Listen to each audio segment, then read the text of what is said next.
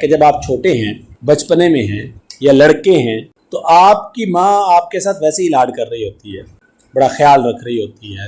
ماں کا بس نہیں چلتا کہ وہ اپنے ہاتھ سے آپ کو کھلائے۔ آپ خود پہن سکتے تھے، اس عمر میں تھے کہ لیکن ماں آپ کو خود پہنا رہی ہے، نہلا رہی ہے، اپنے ہاتھ سے کھلا رہی ہے۔ لیکن آپ نے نہیں دیکھا ہوگا عام طور پر کہ آپ کے والد صاحب بھی یہ کر رہے ہیں۔ آپ کے والد صاحب آپ کو نوالے نہیں کھلائیں گے بلکہ آپ کی ماں کو بھی روک رہے ہوتے ہیں کہ آپ اس کو زیادہ لاڈلا کر رہی ہیں، آپ اس کو زیادہ نازک مزاج کر رہی ہیں، کیونکہ باپ کو پتہ ہے کہ یہی لڑکا جب معاشرے کے حوالے ہوگا تو معاشرے نے اس پر رحم نہیں کرنا، معاشرے نے اس کے لاڈ نہیں دیکھنے۔ اس لیے باپ کو پتہ ہے، باپ معاشرے کو جانتا ہے۔ باپ کا مشاہدہ اور ماں کا مشاہدہ دو الگ الگ ہیں۔ ماں تو گھر کے اندر کے ماحول کو جانتی ہے، ایک خاص حصار میں ہے، خاص ماحول میں ہے، چار دیواری میں ہے، تحفظ میں ہے۔ لیکن والد نے بڑے تھپیڑے کھائے ہیں، بڑے مسائل دیکھے ہیں، بڑی پریشانیوں کو جھیلا ہے۔ اس کو پتہ ہے کہ اس لڑکے نے ساری زندگی گھر کی چار دیواری میں نہیں رہنا، اس کو باہر معاشرے کے حوالے کرنا ہے، باہر معاشرے کے حوالے اس نے ہونا ہے۔ جب یہ لڑکا معاشرے کے حوالے ہوا تو معاشرے نے اس پر رحم نہیں کرنا۔ اقبال نے بھی اسی سلسلے میں کہا ہے، خدا تجھے کسی طوفان سے آشنا کر دے۔ یہ دعا ہے یا بد دعا ہے؟ بظاہر تو یہ بد دعا سی لگتی ہے، لیکن آخری دوسرے مصرے میں بات طے ہو جاتی ہے۔ اقبال نوجوان کو کہتے ہیں، خدا تجھے کسی طوفان سے آشنا کر دے کہ تیرے بحر کی موجوں میں اضطراب نہیں۔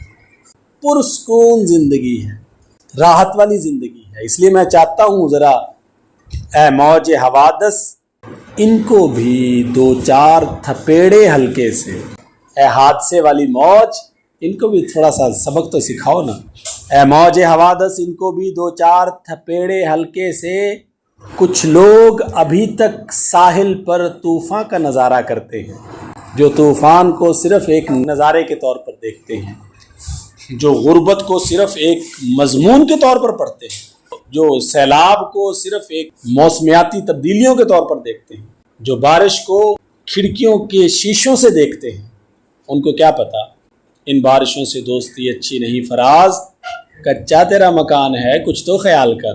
یہ سارا والد کو پتہ ہوتا ہے کہ بیٹے نے زندگی کیسی گزارنی ہے، اس لیے والد اس کو سخت جان کر رہا ہوتا ہے، اس کے لاڈ نہیں دیکھ رہا ہوتا، اس کو اپنے ساتھ کام کروا رہا ہوتا ہے، کبھی لکڑیاں کٹواتا ہے، کبھی گھاس اٹھواتا ہے، تو وہ باپ آپ پر ظلم نہیں کر رہا، آپ کو تیار کر رہا ہوتا ہے۔ ابھی تو ایک سرپرست ہے نا، ابھی تو ایک ہاتھ ہے آپ کے سر پر، ابھی تو ایک سایہ ہے، ابھی تو ایک درخت ہے جس کے سائے میں ہیں آپ۔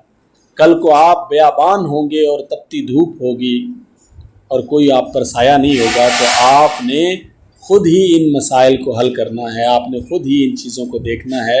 میں آپ ہی اپنا معمہ اور آپ ہی اپنا حل۔ جانوروں کو دیکھ رہے ہوتے ہیں، پرندوں کو دیکھ رہے ہوتے ہیں کہ وہ اپنے بچوں کو خود بھی کھلاتے ہیں اور شکار کرنا بھی سکھاتے ہیں۔